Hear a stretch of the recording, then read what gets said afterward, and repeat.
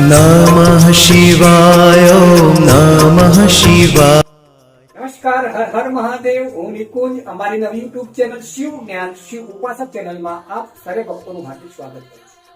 ઘણા લોકોના મનમાં એવો પ્રશ્ન થતો હશે કે શ્રાવણ માસનું નામ શ્રાવણ કેમ રાખવામાં આવ્યું છે.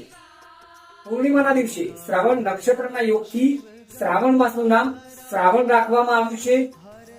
શ્રાવણ માસની અંદર જે મનુષ્ય શ્રાવણ એવો શબ્દ સાંભળી દે ને તો તે મનુષ્યના દરેક કાર્યો સફળ થાય છે, એટલે કે પરિપૂર્ણ થાય છે. એ મનુષ્યનો દરેક ક્ષેત્રે વિજય થાય છે. મનુષ્યના જીવનમાં ફળની પ્રાપ્તિ થાય છે. મનુષ્યના જીવનમાં જે મનોકામનાઓ હોય તે પણ પૂરી થાય છે. તેમજ મનુષ્ય દરેક ક્ષેત્રે સિદ્ધિ પામે છે. જો મિત્રો આપ સૌને શિવ જ્ઞાન શિવ ઉપાસક ચેનલ મારફતે જો તમને કંઈક નવું જાણવા મળ્યું હોય તો ફટાફટ શિવ જ્ઞાન શિવ ઉપાસક ચેનલ વધુમાં વધુ સબસ્ક્રાઇબ કરો, શેર કરો, લાઈક કરો, ફોલો કરો, જેથી ભગવાન શિવનું જ્ઞાન, જેથી ભગવાન શિવની વાત આપણે દરેક વખત સુધી પહોંચાડી શકીએ. એક લાઈક દરેક જીવ માત્રના કલ્યાણ માટે. કોમેન્ટ્સમાં હર હર મહાદેવ લખવાનું ભૂલશો નહીં. હર હર મહાદેવ. જય કાશી વિશ્વનાથ. નમસ્કાર.